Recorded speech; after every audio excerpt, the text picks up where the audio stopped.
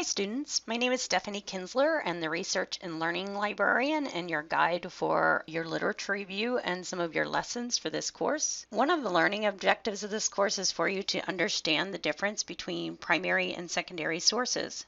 When searching a database for a journal article, you need to be able to determine whether a source is primary or secondary. If by the end of this presentation you still have questions about primary and secondary sources, please do not hesitate to ask questions. What do you think when you hear the word research? Oftentimes students cringe when they hear this term. Our experiences with research probably involved being assigned or choosing a topic and then finding information to write a report on that topic. You are probably required to cite your sources. The report you wrote would be a secondary source because it is not original information, but a result of your review of information about your topic. Another way we think of research is the kind that often takes place in a lab, and this will conjure up thoughts of maybe 8th or 10th grade science class in Bunsen burners for some of you. Scientists and researchers want to find out the answer to a very specific scientific question, and so they form a hypothesis and conduct an original experiment with a very specific group of participants or a very specific setting, like for instance hospital emergency rooms in Memphis, for example. The article that results from a carefully designed experiment is a primary source. Scientific research is systematic, organized, focused, and geared toward finding answers to specific questions. It's very important to keep organized when you're conducting research. And as a student, when you're researching a topic by searching our databases, it's also very important to be organized. So I'm going to do my best to help you use some tools that will help you be successful with that in this course. Primary sources are original materials that provide a first-hand record of an experiment. Always remind yourself that primary is something that comes first. For this class, I am only going to talk about primary and secondary sources common in the sciences. Here are some examples of some primary sources. Secondary sources are any materials that interpret, evaluate, discuss, review, criticize, or provide commentary on a primary source. So when you're thinking about secondary sources, always remember that it is a source that reviews past material. Here are some examples of secondary sources. Here's a chart that's comparing primary and secondary sources. Please note that even though a systematic review has the word review in it, it actually is a primary source. The reason for that is systematic reviews review a ton of randomized controlled trials, and when they combine, what they do is combine all that data, all of those trials into new data. So the combination of all the data from all the RCTs makes it an original article because they actually do new statistics based on the compilation of those trials. So that's one thing that might be a little bit confusing, but just remember that a systematic review is a primary source. It's an exception. Anything else that has review in it is going to be a secondary source. Again, primary sources are original and secondary sources are reviews. Doctors and other medical providers seek to provide the best treatment available for their treatments. They strive to make decisions based on three main factors: the most current scientific evidence available, their experiences as practitioners, and their patients' wishes. This is called evidence-based medicine or evidence-based practice. So the science community has what we call a hierarchy of evidence. This chart shows the types of evidence that doctors or scientists seek out to answer clinical questions. The strongest type of evidence is systematic reviews, followed by randomized controlled trials. I just told you that systematic reviews are basically a compilation of a bunch of randomized controlled trials, and they combine all that data when they do a systematic review to do the most complete review of a given topic. So when a trial is not available, a doctor might look for a case study or an editorial written by a doctor.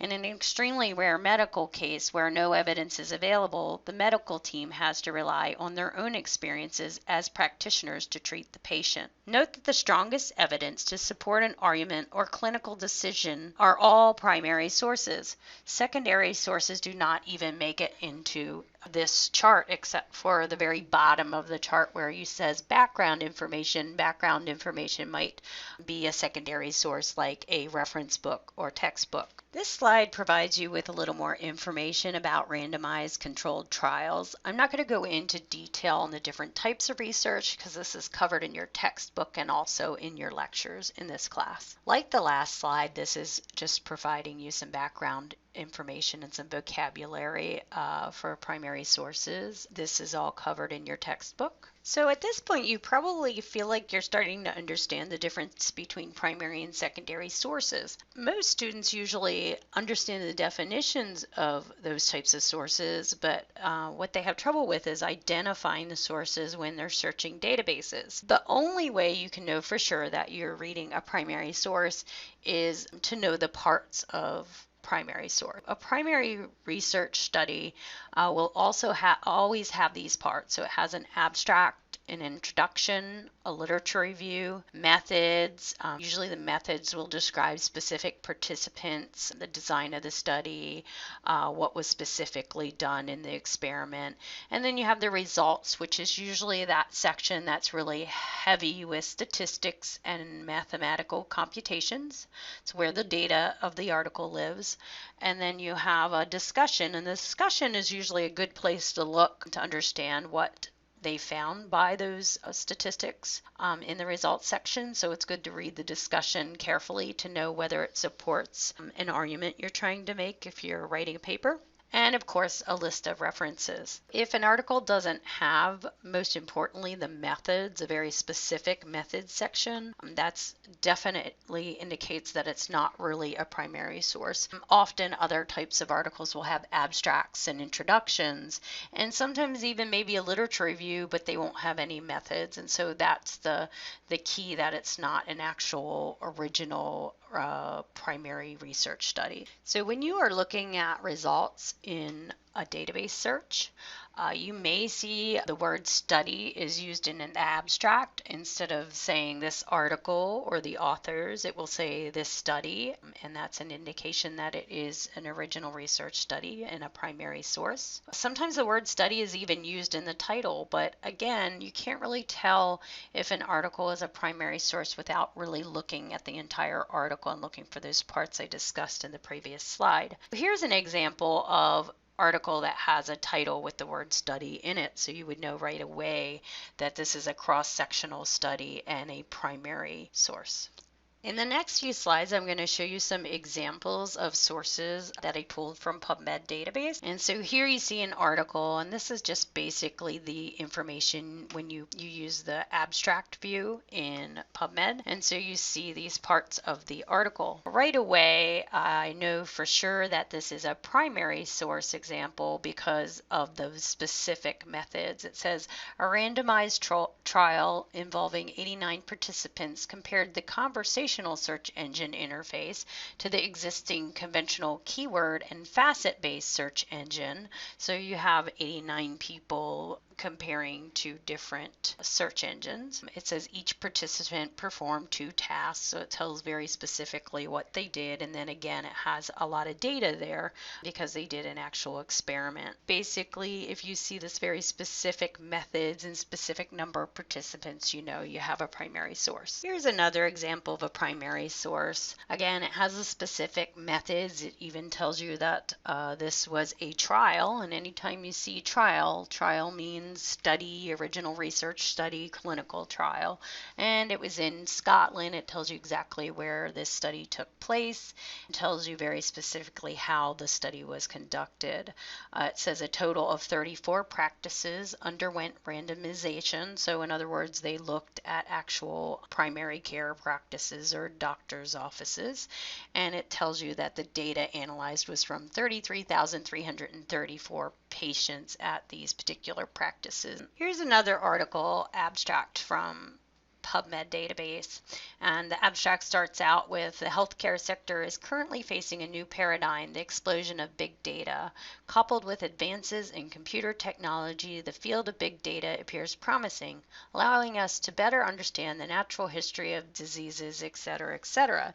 You can see that it has a very general introduction statement. And if you look down further in the article, I've highlighted where it says this article analyzes the opportunities and challenges related to the use of open and or big data. It's an analysis type of article, which means it's looking at information, reviewing information, and then making conclusions or drawing conclusions from it.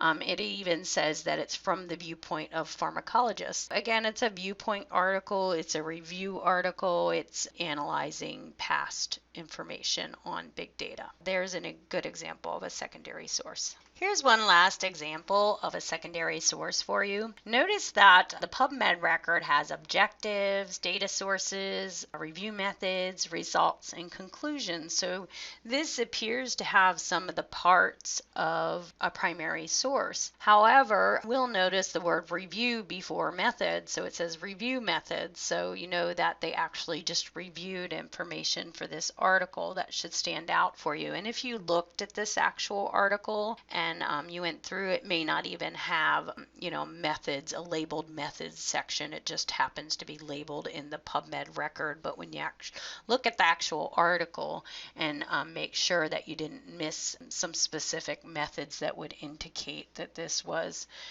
an actual primary source. But in this case, it's just a literature review, and you're going to have to do a literature review for this class. So it might be an article you want to look at as an example. So it's a secondary source. It doesn't describe a specific group being studied, anything like that. So again, a secondary source. It also tells you that in the objectives that the purpose of this paper is to explore empirical findings of 5 studies related to graduate level nurse educators and nursing students' perception. So again, they're looking at empirical findings, and by empirical findings, they just mean original research studies. So they're reviewing 5 studies in this article. Your textbook has information about systematic reviews, so you can take a look at this. But this slide is just explaining to you why a systematic review is actually a primary source. It's the only type of source that will have review, be called a review when it's actually a primary source. So don't mistake systematic reviews as being secondary sources. They are primary sources, and this slide explains that. Take a look at this abstract and quiz yourself. Do you think this is a primary or a secondary source? Ask yourself those questions at the bottom of the slide, and I'm not going to tell you the answer.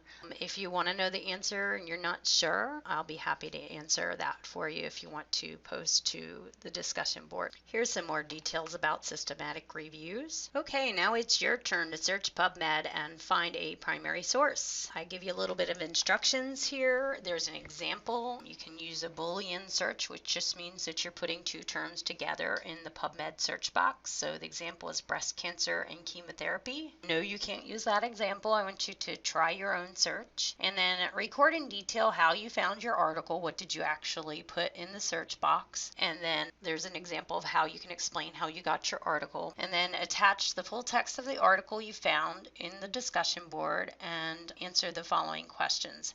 How you found the article. How do you know that it is a primary source? The answer to this question should indicate that you reviewed this video. Did you learn anything new from searching PubMed, and or was this task easy or difficult? What was easy or hard about it? And just make sure you respond to your classmates as well. Reply to him or her about whether or not you think their article is primary source and why or why not. The due date is posted in the discussion board.